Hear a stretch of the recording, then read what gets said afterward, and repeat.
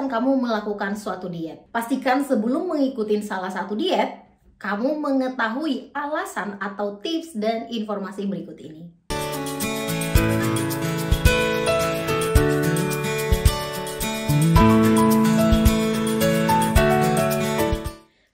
Balik lagi ke fitmoms.id, dan di seri ini di playlist 30 informasi yang akan aku share berdasarkan pengalaman aku setelah terjun ke fitness sejak 8 tahun yang lalu.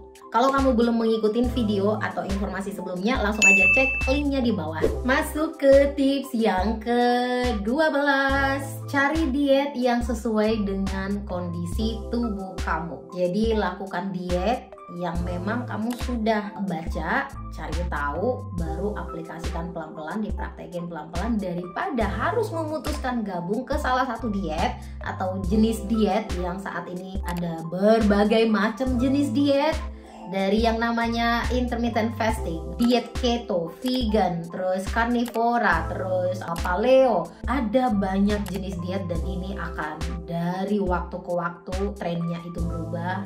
Saat ini atau tahun sekarang diet A yang lagi hits, tahun depan atau 3 tahun, 5 tahun yang lalu diet B yang lagi hits. Jadi ini nggak akan ada habis-habisnya, dari waktu ke waktu tren diet ini akan berubah. Jadi sebelum kita memutuskan aku mau melakukan diet A, coba observasi dulu, coba dicari tahu dulu, ini diet yang pas nggak untuk kondisi tubuhku, ini diet yang sesuai nggak sama situasiku. Sebagai contoh, kalau misalnya kebanyakan orang mengklaim karena saat ini dietnya ini memang lagi tren, sebagai contoh intermittent fasting atau IF adalah diet yang cukup memberikan hasil. Coba sesuaikan sama diri kita, bisa nggak kita di jam tertentu nggak makan, sesuai nggak sama kondisinya kita gitu. Sometimes kita harus coba dan cari tahu, mungkin kita harus terjun dulu, nyobain gitu, baru bisa dapat jawaban cocok apa enggaknya. Tapi bukan berarti kita harus langsung terjun ke jenis diet karena banyak orang lagi ngomongin diet tersebut, kita juga ikut-ikutan tanpa memikirkan dulu, mengobservasi dulu, jujur dulu ke diri kita, ini sesuai nggak gitu. Sebagai contoh lainnya, ada orang yang diet dan tergila-gila sama vegan, jadi gila banget sama vegan gitu. Aku nggak anti vegan sama sekali, aku nggak anti atau pro ke diet manapun, karena kayak aku ada di titik sekarang ini sudah 7 tahun, 8 tahunan terjun di dunia fitness, di healthy lifestyle gitu ya. Aku nggak ada pro ke salah satu diet ini, tapi lebih kayak coba cari tahu, aku figure out mana yang aku suka dari diet A, mana yang aku suka dari diet B. Dan aku benci banget sama orang yang mengklaim diri mereka atau lebih kayak terlalu ini loh, kayak terlalu fanatik sama diet tertentu, terlalu kayak oh aku bener-bener yang vegan, atau aku terlalu, pokoknya mereka ngelakuin diet itu emang karena tren. Jadi mereka mau mengikuti grup tersebut supaya nggak ketinggalan, supaya lebih ya ikut hits lah, lebih ikut di kelompok yang memang lagi tren lah gitu. Atau ada istilah juga kayak diet yang aku cukup apa ya, apakah dengan vegan itu berarti jadi lebih sehat, misalnya kayak gluten free gitu ya. Jadi orang bener-bener berlomba untuk buat menu gluten free, terus proud banget kayak ini gluten free gitu, tanpa menyadari bener nggak kita melakukan diet ini, kita mengikuti ini karena memang kita lebih sensitif dengan gluten, atau ada alasan-alasan lainnya, atau hanya sekedar nggak mau ketinggalan atau sekedar mengikuti tren. Itu salah satu alasan yang salah banget. Again, aku nggak anti atau pro ke salah satu diet ini, apapun itu aku nggak terlalu fanatik banget atau terlalu menggilainya, karena aku tahu banget at the end semua jenis diet itu ya ke setiap orang berlakunya itu berbeda-beda dengan alasan atau faktor yang berbeda-beda pula. Jadi hasilnya juga bisa berbeda. Ada orang yang memang cocok ke diet A, diet B, dan kadang bisa berganti karena situasinya berubah, faktor-faktornya juga berubah gitu ya. Ada orang mungkin yang lebih cocok kayak diet IF karena memang pagi suka nge-skip sarapan.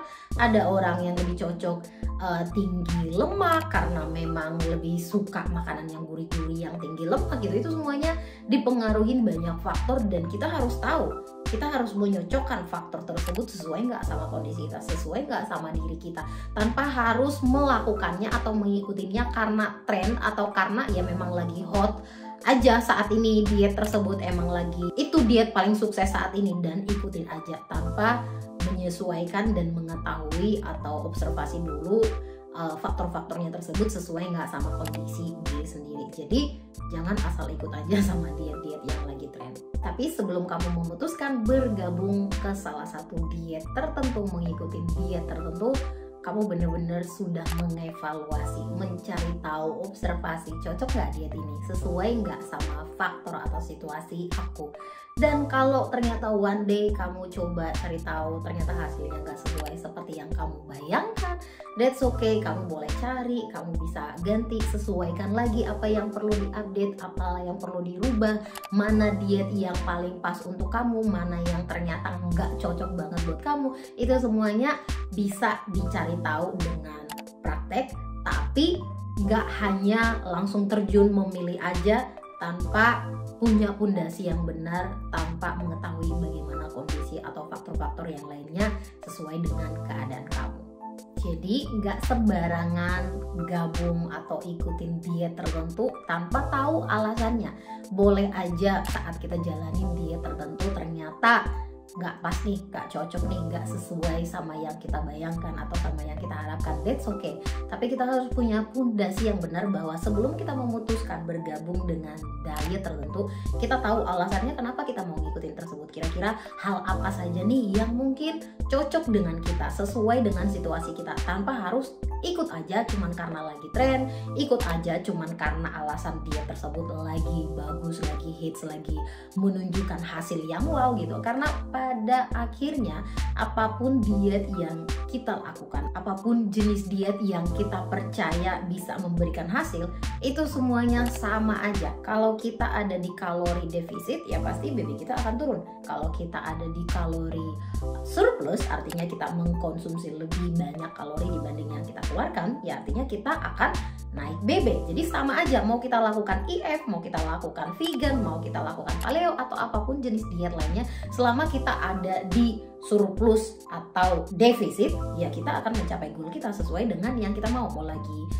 turunin BB atau mau naikin BB gitu. Cuman diet-diet tersebut akan mempunyai approach atau pandangan yang berbeda atau faktor-faktor yang berbeda. Sebagai contoh, saat kita memilih melakukan diet vegan, tentunya makanan yang kita konsumsi akan jauh lebih rendah kalori. Yang namanya dari tanaman, sayuran, buah gitu ya, itu jauh lebih rendah kalori dibanding makanan-makanan dari hewan nih, kayak daging, lebih tinggi lemaknya gitu ya.